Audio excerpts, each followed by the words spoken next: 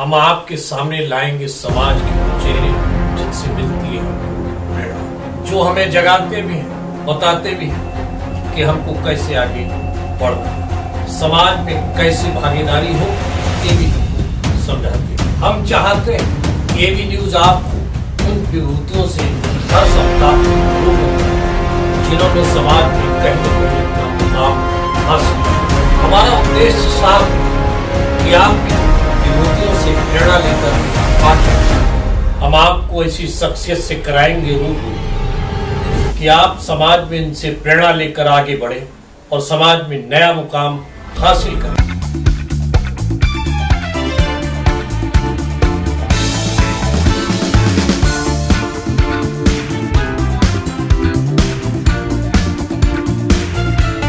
कौन कहता है कि मैं रास्तों का मोहताज हूं, जिधर चल पड़ूंगा रास्ता उधर हो जाएगा। जी हाँ, ये कहावत चरितार्थ होती है उत्तर प्रदेश के जनपद पीलीभीत के रहने वाले पूरनपुर के निवासी संदीप खंडेलवाल, जो सही मायनों में देखा जाए तो एक पूरी पंक्तियां उन पर चरितार्थ होती है। उनको समाज सेवा के क्षेत्र में दधीच के रूप में जाना जाता है। वो इसलिए उनका कद जितना छोटा है लेकिन उनका दिल उससे कहीं अधिक बड़ा है। उनके शरीर की कई हड्डियां यानी कि कहा जाए तो 32 हड्डियां टूटी हुई हैं, लेकिन जिस तरह से उन्होंने समाज में अपने पैरों पे ही नहीं समाज को खड़ा करने का प्रयास किया वो कहीं न कहीं अपने आप में मिसाली कयार है। तो इसलिए मैंने कहा कि मैं जिधर चल पड़ूंगा रास्ता उधर। तो संदीप खंडेलवाल आज हमारे साथ हैं और हमसे वार्तालाप करेंगे। एबी न्यूज में अपने सभी पहलुओं पर मैं उनसे बात चर्चा करूंगा कि किस तरह समाज सेवा में आए, किस तरह से उनका रुझान है, किस तरह से राजनीति में परिवार को कैसे देखते हैं, क्या है संदीप खंडेलवाल, इनकी शख्सियत क्या है। कई अवार्डों से नवाजे जा चुके हैं संदीप खंडेलवाल। आज हमारे साथ मुंबई में हमारे स्टूडियो में मौजूद हैं। संदीप जी, आपका हार्दिक स्वागत। नमस्कार संदीप जी, पहले तो हम आपसे जानना चाहेंगे, क्योंकि भले ही आपका कद, हमने कहा पहले ही कहा कद आपका छोटा हो, लेकिन आपके कद छोटे होने के बावजूद भी आपकी ऊंची उड़ान को देखते हुए सबसे पहले कि किस तरह से आपका समाज सेवा की ओर रुझान। देखिए, लगभग 2005 की बात है। बड़ी ट्रेजेडी हुई थी। हमने अपने भाई को खोया था 2004 में, तो 2005 में उनकी प्रथम पुण्यतिथि जाति परिवार से जुड़े सोच बदली, तो एक प्रोग्राम 1 जून सन 2005 में किया गया, जिसमें पूरनपुर नगर के पब्लिक इंटर कॉलेज में 6 कन्याओं की शादी का कार्यक्रम तत्कालीन जिलाधिकारी महोदय आदरणीय मधुकर द्विवेदी जी भी उस कार्यक्रम में पहुंचे थे। बहुत सुंदर कार्यक्रम हुआ और वहाँ से ही आगे बढ़ते गए और कुछ ना कुछ नित्य प्राय होता गया और इतना कुछ ईश्वर ने करने का मौका दिया। जो शुभ दिन तक हैं, चाहने वाले हैं, कहते हैं लोग जितना सोच नहीं पाते उतना आप कर लेते हो। इसमें शायद ईश्वरीय शक्ति, ईश्वरीय आशीर्वाद, अप्रत्यक्ष रूप से गुरुदेव की कृपा, शुभचिंतकों की शुभकामनाएं बहुत मायने रखती हैं। किस तरह का समाज सेवा में मैंने देखा विभिन्न पहलुओं में, विभिन्न क्षेत्रों में जुड़े हुए हैं। एक शादी की बात आई तो अगर शादी क्या 2005 में ही, उसके बाद भी आपने शादी का, कन्याओं की शादी का 2005 में जो ट्रायल किया गया जिसमें 6 शादियों का कार्यक्रम हुआ, गायत्री परिवार का भी तो पूरा सहयोग रहा। उसके बाद तो वो फिर कार्यक्रम निरंतर चलते रहे और हमारे पूरनपुर का एक प्रसिद्ध स्थान है बाबा एकनाथ शिव मंदिर, ऐतिहासिक है, पौराणिक है। वहाँ पे भी लगभग 4-5 बार या 6 बार में करीब 150 की करीब शादियाँ खड़े होके कराने का सौभाग्य मिला। ये भोलेनाथ की बड़ी कृपा है। वो कार्यक्रम ने हमें बहुत शुभकामनाएं लोगों के माध्यम से आशीर्वाद दिलवाया, जो कि आत्मबल और कहने को जो दिक्कत है उसे इग्नोर करते हुए फिर आगे चलने की प्रेरणा हमेशा नित्य देता गया और कुछ ना कुछ नित्य नया होता गया। आपको कोरोना काल में भी हमने देखा कि आप किस तरह से कार्य, किस तरह से आपने कोरोना काल का मुकाबला। कोरोना काल में क्योंकि सब लोग घर पे ही रहने की हिदायत यशस्वी प्रधानमंत्री जी ने और सबने, हर व्यक्ति ने, हर चिकित्सक ने कहा, तो उसको ध्यान में रखते हुए, अब ऐसा भी नहीं था कि सभी लोग घर में बैठ जाएं, तो कुछ स्वयंसेवी संगठन या सोशल वर्कर या अफसर वगैरह वगैरह जो व्यवस्थित तरीके से लोगों को राहत पहुंचा सकते थे, उसमें भी हम लोगों ने अपनी उंगली लगाने का प्रयास किया। हाँ, एक हमने सोशल मीडिया प्लेटफॉर्म से एक live antakshari, Facebook live antakshari जो लगभग 50-60 दिन तक चलती रही, उसमें नित्य हम किसी गणमान्य व्यक्ति को, चाहे वो जनप्रतिनिधि हो, चाहे वो साहित्यकार हो, चाहे वो कलमकार हो, इलेक्ट्रॉनिक मीडिया से जुड़ा हो वगैरह, और डॉक्टर्स हों, प्रशासनिक अधिकारी हों, अन्य जागरूक नागरिक हों, इस टाइप के लोगों को बुलाया, उनसे थोड़ा मनोरंजन हुआ, गीत संगीत हुआ, साथ ही साथ उसमें उनका संदेश 2 मिनट से लेकर 10 मिनट तक का, और उस माध्यम से सब तक बात पहुंचती थी। प्रदेश, जनपद ही नहीं, मंडल ही नहीं, देश के और विदेशों तक के लोग उस समय देखा जाए तो मनोरंजन का साधन भी बन गया था। उस समय वो मनोरंजन का साधन बन गया। उसमें सैकड़ों लोग जुड़ते थे, बहुत आनंद आता था, सब अपना संदेश देते थे, वो संदेश लोगों तक सीधा पहुंचता था, लोग उसे फॉलो भी करते थे और हमारी लाइफ में अच्छी तैयार भी करते थे। बहुत सुंदर। अब यार इतना आवाज देने के बाद तुम लोग बताओ पीछे है नहीं, कितना चीज है, एक बार बोलो आप बोलो। बेटा don't disturb, don't disturb. Antakshari, लेकिन अभी आपने हनुमान चालीसा का पाठ इसी तरह लाइव करना शुरू किया, इससे का किस तरह का रिस्पांस मिला?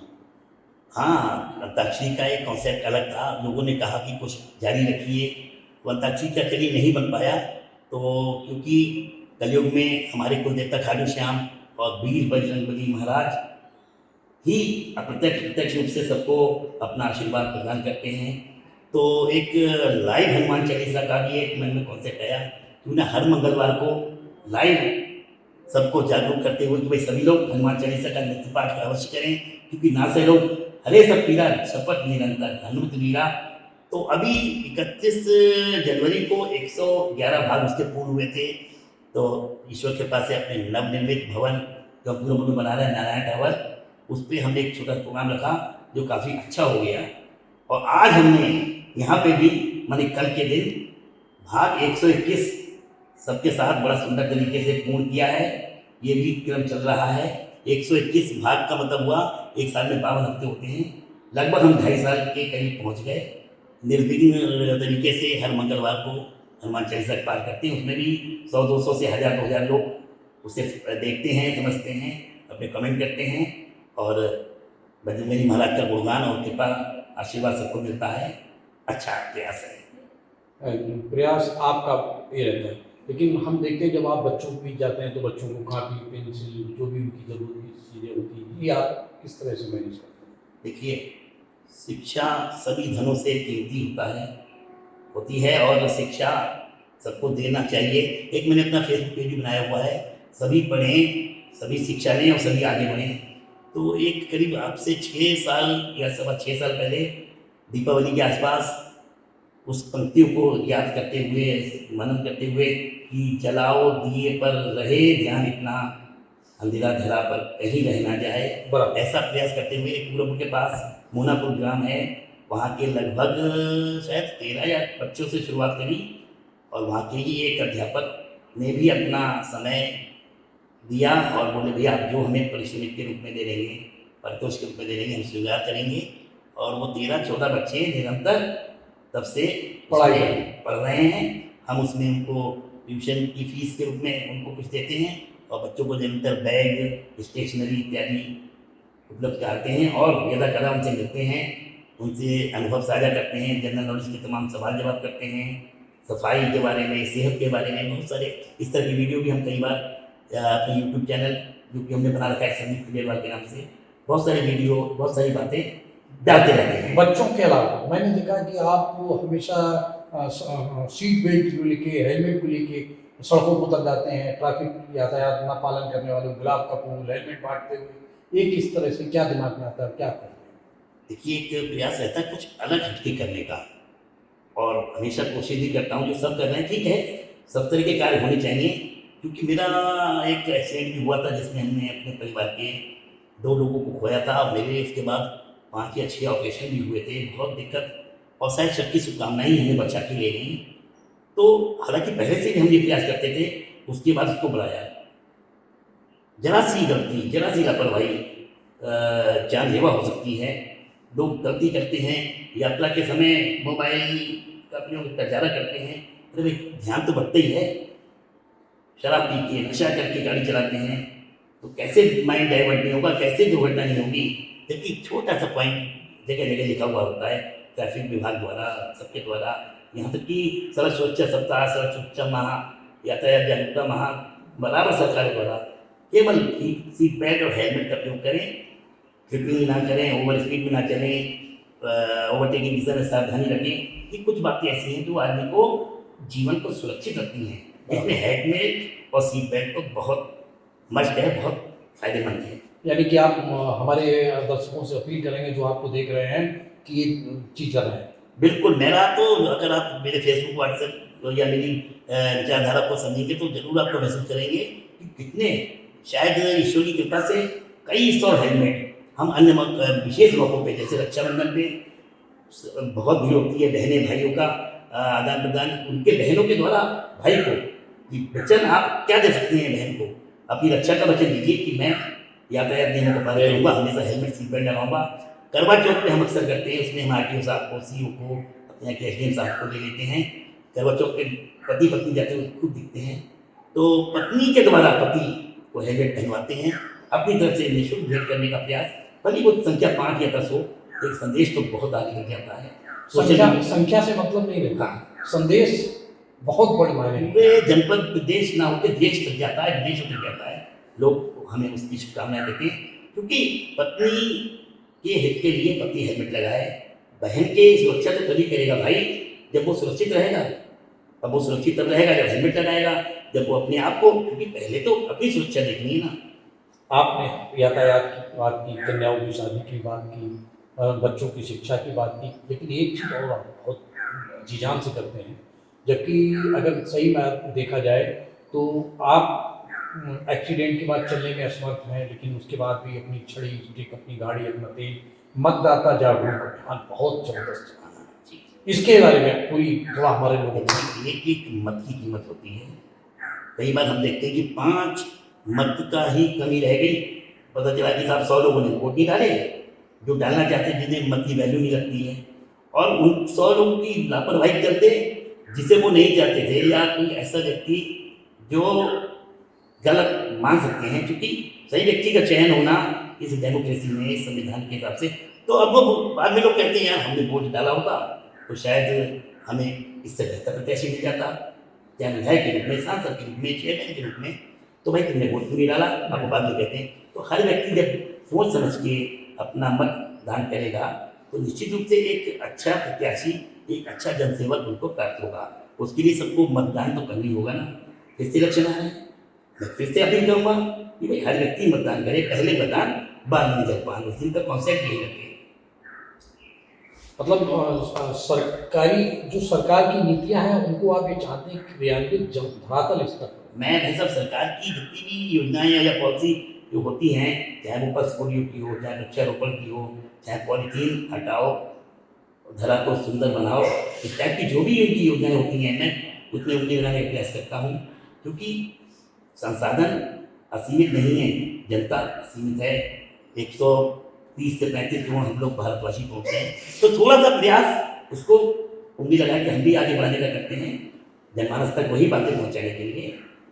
बस ये प्रयास कुछ जारी रहता है। अच्छा, इन सब प्रयासों के बीच मतलब लंबा सफर है 2005 से 2023 का पड़ाव, तमाम पहलुओं के बाद 15-17 साल का सफर, अवार्डों की बात चल रही है कि किस तरह से अवार्ड और कहाँ अवार्ड, और आज भी आपको लोग अवार्ड देने के लिए ललायित रहते हैं कि सच्चे हमारे मंच पे आए, अवार्ड हम दें, समाज में चेतना जगे, जागरूकता हो।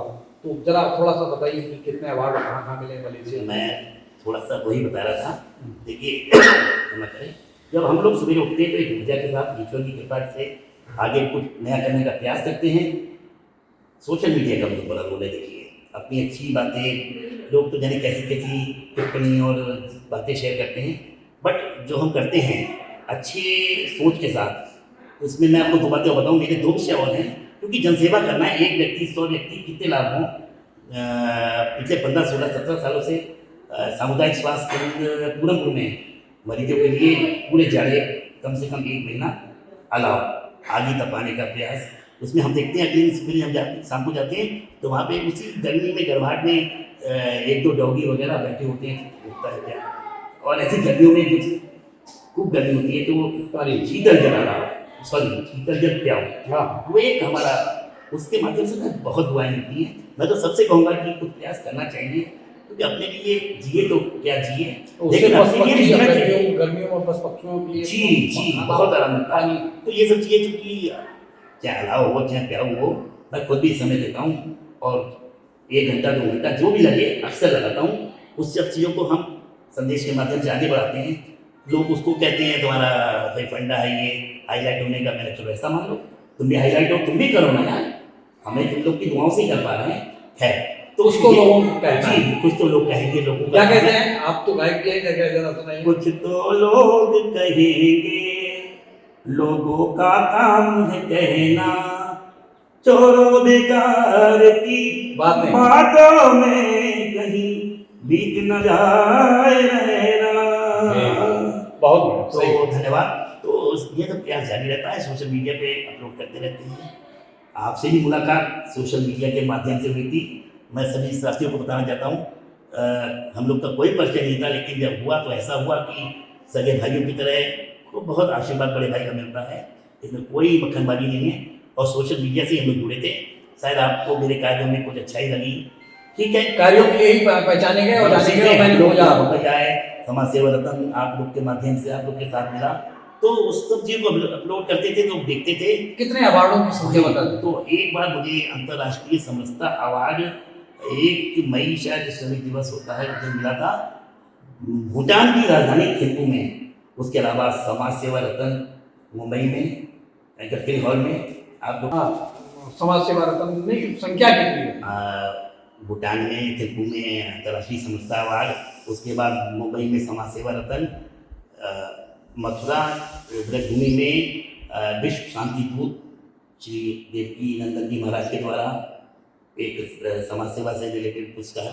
इसके अलावा बरेली में, दिल्ली में 2-3 बार, पीलीभीत में तो आपके आशीर्वाद से शायद नहीं बता पाऊँगा, तमाम जिलाधिकारी महोदय के द्वारा, मंडलायुक्त महोदय के द्वारा, SDM CO लेवल पे अगर संख्या माने तो 2 से 4 दर्जन के बीच, 3 दर्जन के बीच प्रशस्ति पत्र, अवार्ड इत्यादि, जो लोगों की शुभकामनाएं।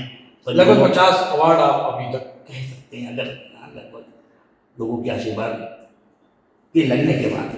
संदीप भाई, ये समाज सेवा का लेखा जोखा, जिसको एक बार एक अवार्ड मिल जाए तो हम समझते हैं कि उसको समाज सेवा में वो आईना बन जाता है, कि प्रेरणा बन जाती है कि हमारे लिए हमने काम किया। लेकिन आपको लगभग 50 अवार्ड मिले, तो आपको हर दिन हर अवार्ड मिलने के बाद एक प्रेरणा से मिलती है कि अब हमको और हर दिन नई सीख मिलती है, क्योंकि एक अवार्ड मिला तो इसके मतलब और आपको आगे बढ़ना है, अगला मिला तो उन्हें और आगे बढ़ना है। तो इन सब चीज़ों से आगे बढ़ के, अवार्डों से आगे बढ़ के आपका राजनीतिक जीवन, व्यक्तित्व हमने कहीं भी किसी भी धरातल पर नहीं देखा ना। राजनीति में आप बिल्कुल शून्य ही रहे, क्यों आपने किसी के बारे में आज तक कोई न टिप्पणी की है न कोई जाना है। लेकिन इन सब के पीछे वर्तमान परिवेश की राजनीतिक परिदृश्य को देखा जाए, राजनीति न करते हुए वर्तमान समय के परिवेश में उत्तर प्रदेश में योगी आदित्यनाथ जी को और देश में प्रधानमंत्री यशस्वी नरेंद्र मोदी जी को आपके साथ। मेरा अपना ये मानना है, बल्कि जो सबका मानना है वही मेरा ही मानना है। मैंने उससे काफ़ी गहराई से महसूस किया है कि सरकारें हमेशा रहीं, आई गईं, लेकिन शायद धरातल पर जनहित में, राष्ट्रहित में बहुत सारी ऐसी बातें जो आत्मा तक पहुंचने वाली हैं, वो हमारे यशस्वी प्रधानमंत्री जी और हमारे आदरणीय मुख्यमंत्री जी द्वारा जो इतने सारे कॉन्सेप्ट लाए जाते हैं, सोच के मैं तो सोचता हूँ कि किस क्षेत्र में काम नहीं किया है। इतना बड़ा विषय धारा 370, 3 तलाक, मतलब एक व्यक्ति, केवल व्यक्ति नहीं, उसकी जीवन से लेके मरण तक की एक कलम चलाने से इतिहास भूगोल बदल जाए। और जिसको सब स्वीकार करें, सबको मालूम है, सबके हित का है। वो अलग बात है कि विरोधियों को तो देखिए विरोधी करना है, जैसा आपने गाना गाना कुछ तो लोग बस कहेंगे। उन्हें तो कुछ करा, अगर वो विरोध ना करें तो उनकी फिर वो, अब देखिए बिजली के क्षेत्र में, आवासों के क्षेत्र में, घर घर सफाई स्वच्छता गैस पहुंचाना, सबको टॉयलेट देना, ऐसा बहुत बड़ा काम है। उत्तर प्रदेश जहाँ से हम आए हैं, 22, 23, 24 करोड़ आबादी, क्या मजाक हो रही है भाई साहब? मकान देना, सबको मकान देना, गर्भवती महिलाओं को अरे सब पैसा 6,000 देना, सबको एक एक चीज हर विषय पे, उज्ज्वला योजना, शिक्षा के क्षेत्र में, चिकित्सा के क्षेत्र में, स्वास्थ्य के क्षेत्र में, और रोजगार के क्षेत्र में। रोजगार के, मतलब कितना काम हो रहा है। अब एकदम से तो देखिए जादू की छड़ी तो नहीं हुई, लेकिन फिर भी जो काम 7 साल में हुआ, 8 साल में हुआ, मैं वो समझता हूँ कि वो 70 साल में मैं नहीं भी 44-45 की आयु का हूँ, बट इधर 5-6 सालों में, 7 सालों में जो देखा है उसको बयां करने की शर्त नहीं है। और लगता है कि हम लोग का भविष्य उज्जवल उज्जवल है, बच्चों का भविष्य उज्जवल है। लेकिन एक चीज, एक समय हुआ करता था आपके पूरनपुर क्षेत्र में, लोग बताते हैं कि लाइट मतलब आती थी तो लोग ताली बजाते, लाइट आ गई, लाइट आ गई। हाँ, बिजली आ गई, बत्ती आ गई, देहात थोड़ा ये बत्ती आ गई वंडरफुल आती थी, पता नहीं कितनी बार दिल में खुशी मिलती थी। अब बहुत सुधार हुआ है पीछे के दिनों में। वोल्टेज की वो समस्या होती थी साहब कि वोल्टेज कितने हो रहे हैं, 2-2 स्टेप लाइनें लगा के 50, 60, 70 से 120, 40 पहुंच गए। अब बिजली मैं सोचता हूँ पूरे क्षेत्र में भी 18 से 22 घंटे आती है, बाकी 20 से 22 घंटे लगेगी। इन्वर्टर पहले जनरेटर का था मोटर जा सारा पूरा बिजली का बिल 400-800 आता था, जनरेटर में 4-6 हज़ार देते थे। अब बेशक बिजली जब ज़्यादा आ रही है तो बिल तो बढ़ेगा, लेकिन सुविधाएं बढ़ रही हैं, सबको लाइट दिखाई जीवन का अंग है, बहुत सुधार है भाई साहब, इसको शब्दों में नहीं कहते, बहुत हर व्यक्ति देख रहा है। इसके मतलब आप मानते हैं कि योगी और मोदी की बिल्कुल। सरकार, डबल इंजन की सरकार, कोई दो राय नहीं है, कतई संदेह नहीं है, और भविष्य सुरक्षित हाथों में है, और आगे बहुत सारी योजनाएं हैं, सबको दिख रहा है भाई साहब। मैं तो इतना क्योंकि राजनीतिक व्यक्ति नहीं हूँ, लेकिन हाँ जो सराहना जो बात है उसमें कोई संदेह नहीं है कि बहुत सुंदर राम मंदिर निर्माण, ये हिंदू धर्म आस्था। और पहले हमने देखा था कि शिलान्यास हो जाता था, पत्थर फोड़ दिए जाते थे, और कब कौन सी सरकार करेगी उद्घाटन पता ही नहीं लगता था। और अब तो ये है कि जो सरकार कहती है और वही सरकार करती है, फंडिंग भी साथ में देती है ना, योजना का समय प्लान पूरा होता है, तो उसको एक केवल कार्य दिखावे का नहीं, एक मूल रूप से हो रहा है जो जमीन में नजर आ रहा है। थोड़ी सी हमने आपसे राजनीतिक बात कही, इसी दौरान नगर पालिका परिषदों का उत्तर प्रदेश का चुनाव घोषित हो चुका है, तैयार हो गया है बस। क्या लगता है? राजनीतिक नहीं लेकिन समाज के दर्पण तो मैं कोशिश करूंगा फिर से सबको जगाने की, क्योंकि जैसे पोलियो में कहते थे ना, एक भी बच्चा छूटा तो सुरक्षा चक्र टूटा। सब लोग को मतदान अवश्य करना चाहिए। और बहुत सारे लोग कहते हैं अरे यार सब ऐसे ही हैं, चलो हमने मान लिया तुम्हारी बात, सब ऐसे तो तुम वोट नहीं करोगे। लेकिन अगर सब ऐसे ही हैं और सबको तो मानते हो गलत है, तो कम गलत को चुन लो। तो बाद में भी कहते हैं गलत आ दिया, चलो हमने माना कि तुमने माना कि सब गलत है, तो तुम कम गलत को चुनो। शिक्षित, ईमानदार, कर्मठ, जो आपके कष्टों को, आपकी समस्याओं का निदान करा सके। जो आप क्यों कहते हो बाद में कि साहब हमने मतदान नहीं करा, तो शायद करा होता बाद में, तो इसलिए जागरूकता जरूरी है। और नगर निकाय चुनाव में अपने क्षेत्र का जो विकास करे, जो हमारे शहर को चमका सके, सफाई व्यवस्था से लेके सड़कों की व्यवस्था से लेके सारी चीज़ों को ध्यान रख सके, आगे बढ़ के उसको। अच्छा, एक चीज बहुत बढ़िया बात कही आपने, जो अशिक्षित हो, समझदार हो और जो समाज का अच्छा काम कर सके। लेकिन यहाँ पे एक चीज आपकी सवाल और जवाब में एक सवाल, पार्टियों को भी चाहिए कि उसी तरह के प्रत्याशी मैदान में उतारे, ना कि राजनीतिक पैसे के बल पे, धन बल के और बाहुबल के दम पे प्रत्याशियों को उतारे। प्रत्याशी ऐसे, क्योंकि आज ट्रिपल इंजन की सरकार बनने के चक्कर में, लेकिन ट्रिपल इंजन की जो बनाने की बीजेपी है, उसको भी चाहिए कि प्रत्याशी उनके इस तरह के रहें, या कोई भी पार्टी हो, मात्र बीजेपी की बात है कि जो जनता के बीच इनकी छवि सही हो। इसके बाद क्या कहें? मैं समझता हूँ इसको देखिए, जो मैं पार्टी के नेताओं को सोचना 2 से 3 महीने से या पीछे से जो मंथन और जो कुछ चल रहा है, सबके रिज्यूम मीडिया जो भी ले रहे हैं पेपर, तो मैं समझता हूँ इस पर अच्छा कार्य होगा। और अगर वर्तमान में जो सरकारें प्रदेश में और देश में चल रही हैं, तो उनके प्रत्याशी, उनके चयन की जो प्रक्रिया है अच्छी होगी और अच्छे प्रत्याशी आने चाहिए उसके माध्यम से। लेकिन रोल जनता का, मतदाता के लिए है। प्रत्याशी तो अच्छे आएंगे, लेकिन जनता भी तो अच्छों को चुनी। बराबर, भले ही चाहे किसी की जी पार्टी जी, है। किसी पार्टी का हो, फिर आदमी ये भी ना कहेगा सब आपका, लेकिन अच्छे को, शिक्षित को, जो आपके क्षेत्र का, आपके शहर का विकास कर सके, क्योंकि इलेक्शन जो चलते हैं तो बहुत सोच समझ के हम लोग को मतदान सबको करना चाहिए, 100% करना चाहिए, और बाकी लोग भी दूसरों को दिखाएं कि भाई सभी लोग मतदान अवश्य करें। अच्छा, अंत में संदीप जी, हमारी काफ़ी लंबी चर्चा होगी, अंत में हमारे दर्शक ये वीडियो जो देख रहे हैं उनके लिए क्या संदेश है और क्या हमारे चैनल की अपील करें, वो आप। आपके चैनल के माध्यम से ज्वलंत मुद्दों को हमेशा उठाया जाता है। हम यूपी में बैठ के महाराष्ट्र की तमाम गतिविधियों को वीडियो के माध्यम से, पेपर के माध्यम से देखते हैं, और अच्छा है, बहुत सुंदर प्रयास है पाठक जी, आपको मैं बहुत धन्यवाद भी देता हूँ। और संदेश की बात आए तो मैं तो पूरे देश को फिर यही संदेश दूंगा कि दिशा भी, चूँकि हम लोग ने 2-3 लिए, एक तो किसी भी इलेक्शन में जब समय हो तो मतदाता, क्योंकि मतदाता में वो शक्ति है, तो शक्ति हमारे प्रधानमंत्री विश्व में माने जा रहे हैं, तो उन्हें बनाया तो जनता ने है ना। बराबर, तो उस सब बात को, यानी वो एक की वैल्यू बहुत है, वो एक की वैल्यू तभी जब आप मतदान करने जाएंगे, वरना तो एक तो वहाँ पे रखी रहती गली में। तो एक तो मतदान हमेशा हर मौके पे जब आपका बारी आए तो उसकी वैल्यू को समझिए, तो बाद में ना कहें कि भाई हम नहीं कर पाए। तो और यातायात जागरूकता भी हम कहेंगे कि पूरे देश के लोगों से कि हेलमेट, सीट बेल्ट, ये ऐसी चीज़ है, केवल नियम तो हो सकता है 100 भी हों, लेकिन ट्रिपलिंग से बचें, ओवर स्पीड से बचें, यातायात के नियमों का पालन करते हुए सीट बेल्ट और हेलमेट का प्रयोग करें, और ड्राइविंग के समय ड्राइवर नशे और मोबाइल का प्रयोग ना करें। तो मैं समझता हूँ कि 70% एक्सीडेंट को रोका जा सकता है बड़े भाई। और संदेश सबको यही है कि भाई अपना अपना सब प्रयास करेंगे तो हर चैन, एक कड़ी भी कमज़ोर होती है तो चैन कमज़ोर हो जाती है। सब अपनी अपनी भागीदारी सुनिश्चित करें। राष्ट्र को जगाने का कार्य अगर आज माननीय प्रधानमंत्री जी और यशस्वी मुख्यमंत्री जी कर रहे हैं, तो हमारा भी योगदान बनता है कि हम अपने स्तर से उनको ये बूंद भी मायने रखती है, हम करना चाहिए। हमारा संदेश आपको एबी के माध्यम से मिल रहा है, एबी न्यूज़ चैनल के माध्यम से सब लोग जुड़ें और एबी न्यूज़ चैनल को सब्सक्राइब करें, और मेरा संदीप खंडेलवाल के नाम से यूट्यूब चैनल है, उससे भी आप लोग जुड़ें, अपना आशीर्वाद दें। हमारी संदेश, हमारे कार्यप्रणाली को अक्सर आप भाई साहब के माध्यम से, उसके माध्यम से देख सकते हैं। धन्यवाद दूंगा बहुत सारा सभी को।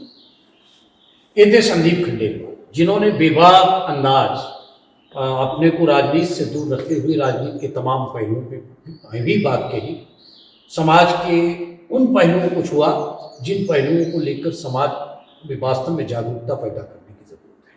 अगर सही मायनों में देखा जाए तो संदीप खंडेलवाल जी ने हमारी एबी न्यूज़ से वार्तालाप में समाज को आईना दिखाने का प्रयास किया है कि लोगों को जागरूक होना पड़ेगा, चाहे वो शिक्षा के क्षेत्र में हो, समाज सेवा के क्षेत्र में हो, और यहाँ तक कि राजनीति में अगर है तो मतदान के क्षेत्र में आदमी को जागरूक होना पड़ेगा। तो कहीं ना कहीं उनकी बात से कहीं ने लोगों को समझना चाहिए कि अगर हम सड़क पे चलें तो हेलमेट लगाएं, सीट बेल्ट लगाएं, और अगर हम बच्चे कहीं नहीं पढ़ाई कर रहे हैं तो पढ़ाई के लिए जागरूक करें, कन्याओं का विवाह नहीं हो रहा तो उसके लिए योगदान करें, सरकार अगर अच्छा काम कर रही है तो सरकार को अच्छा काम करने के लिए प्रेरित करें, अच्छा काम सरकार करती है तो उसको यशोगान करें। अगर कोई मतलब कुल मिलाकर अगर देखा जाए तो उन्होंने अपने शब्दों में एक समाज का एक अच्छा सा हमसे वार्तालाप के दौरान चित्रण किया है। मैं संदीप खंडेलवाल जी का आभारी हूँ और उनके लिए केवल इतनी बात कहूँगा कि रोशनी खुद ही मिटा देती है अंधेरे का वजूद, तुम चिराग जलाओ तो सही। ये बात तुम पे भी लागू होती है, आप पे भी लागू होती है, हम पे भी लागू होती है, और जो समाज के पायदान पे अलग अलग क्षेत्रों में काम करते हैं उन लोगों पे भी लागू करती है कि आप लोग काम करते रहिए, समाज को बनाते रहिए, देश को बनाते रहिए, तभी हम सब मिलकर हमारे जो सपना देखते थे, हमारे जो स्वतंत्रता फ्रीडम फाइटर जिन्होंने देश के लिए कुर्बानियाँ दी, वो सब सपना जो देखा वो हम तभी चर्चा कर पाएंगे जब संदीप खंडेलवाल जैसे व्यक्तियों से प्रेरणा लेंगे, आपसे प्रेरणा लेंगे। और हम सब इसी शुभकामना के साथ, इसी के साथ आपसे विदा लेते हैं। नमस्कार। नमस्कार। भारत माता की जय। हमारा विशेष कार्यक्रम शख्सियत